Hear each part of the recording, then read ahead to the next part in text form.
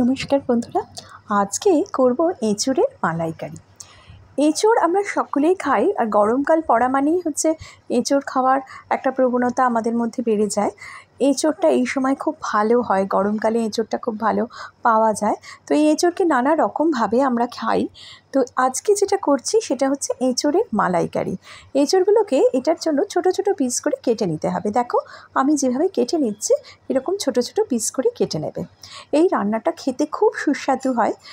এমনি নিরামিষ এঁচোড় একটা হয়, একটা আমিষ এঁচোড় পেঁয়াজ রসুন দিয়ে করা হয়। এই রান্নাটা যদি তোমরা করো তো তোমরা বুঝতে পারবে এঁচোড়কে কতটাই টেস্টি খেতে।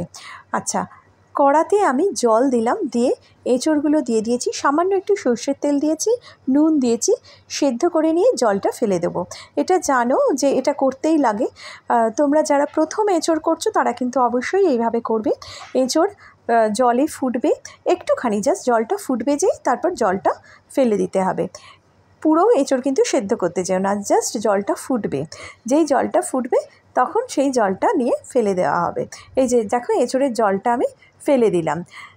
হাই আঁচে করবে, জাস্ট হাই ফ্লেমে করে 5 মিনিটের মধ্যে জল ফুটতে শুরু করে দেবে। তারপর 5 মিনিট রেখে জাস্ট জলটা ফেলে দেবে। এবার আমি কড়ায় তেল নিলাম, তেলেতেই সর্ষের তেল নিয়ে তাতে দিয়েছি তেজপাতা এবং গোটা গরম মশলা, দারচিনি, লবঙ্গ, এলাচ। এরপর দিয়ে দিলাম পেঁয়াজ কুচি দেখো আমি দিয়েছি। পেঁয়াজ কুচি দেবো, আর এর সাথে আমি টমেটো দেবো। পেঁয়াজ কুচি আর টমেটো একসাথে ভাজা করলে খুব ভালো হয়। আর এর সাথে আমি রসুনটাও কুচিয়ে দিয়েছি। রসুন কুচি, পেঁয়াজ কুচি আর টমেটো এর সাথে দিয়ে একসাথে আমি মশলাটা ভালো করে কষিয়ে নিচ্ছি। এইভাবে আমি মশলা কষিয়ে নিচ্ছি। এই মশলাতে দেখো এইভাবে, এতে কিন্তু আর অন্য কোনো মশলা দেওয়ার দরকার নেই। এরপর নারকেল কোড়া অনেকটা থাকছে, এই নারকেল কোড়াটাকে আমি বেটে নিয়েছি। নারকেল কোড়াকে কিন্তু একটু বেটে নিতে হবে, শুধু নারকেল কোড়া দিলে ভালো লাগবে না।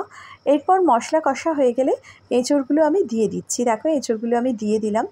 ওই যে সেদ্ধ করা যে এঁচোড়গুলো ছিল, এঁচোড়টা কচি ছিল, দানা কম, তাই এটা খেতে আরও সুস্বাদু হবে। এরপর আমি খুন্তি দিয়ে ভালো করে এটা নাড়িয়ে নিচ্ছি, মশলাটা ভালো করে মাখিয়ে নেওয়া হচ্ছে। এটা মনে রাখবে এঁচোড় তো কিছুটা সেদ্ধ ছিল, আর বাকিটা এই রান্না করতে করতে সেদ্ধ হবে। আর এতে নুন, যখন আমি সেদ্ধ করে জল ফেলে দিয়েছিলাম তাতে সামান্য নুন দেওয়া হয়েছিল, তাই এই রান্নায় একটু খেয়াল করে নুন দিতে হবে। এখন পরিমাণ মতো নুনটা দেবে। এবার তার সাথে দেবে পরিমাণ মতো চিনি, সামান্য চিনি। আচ্ছা, এইখানে স্বাদের জন্য। আচ্ছা, এইবার নারকেল বাটাটা আমি এখানে দিয়ে দিলাম। নারকেলটা কিন্তু অবশ্যই বেটে নেবে, নারকেল কুড়িয়ে নারকেলটা কিন্তু অবশ্যই বেটে এইখানে এই রান্নায় দিতে হবে। হ্যাঁ, তোমরা অনেকে বলতে পারো যে মালাইকারি যখন শুধু নারকেলের দুধ দেবে, নারকেলের দুধ না দিয়ে নারকেল বাটা দিলে খুব ভালো, কারণ নারকেলের দুধ দেওয়া মানে নারকেলের ওই চিবেটা আবার ফেলে দেওয়া। ওটা না করে নারকেলটা বাটা যদি দিতে পারো তাহলে খুব ভালো খেতে লাগে, গ্রেভিটাও খুব সুন্দর হয়। এইবার একটুখানি ফুটবে, এই ফোটার সময় একটু টেস্ট করে নিও পরিমাণ মতো নুন চিনির স্বাদটা কী হয়েছে না হয়েছে। এবার আমি দিচ্ছি একটু গরম মশলা মানে ওই শুকনো খোলায় ভাজা দারচিনি, লবঙ্গ, এলাচ গুঁড়োনো, এই গরম মশলার গুঁড়ো দিয়ে তারপরে দিচ্ছি একটু ধনেপাতা আর সামান্য ঘি। 1 চামচ ঘি এই রান্নায় যদি দাও অসাধারণ লাগবে। এই মালাইকারিটা খেতে দুর্দান্ত। তোমরা অবশ্যই এই মালাইকারিটা ট্রাই করে আমাকে কমেন্ট করে জানাবে তোমাদের কেমন লেগেছে। এটা খেতে খুব ভালো লাগে ভাতের সাথে। এটা যদি খাও তো বলবে যে হ্যাঁ সত্যি দারুণ একটা কিছু খেলাম। আজকে টাটা, এনজয়।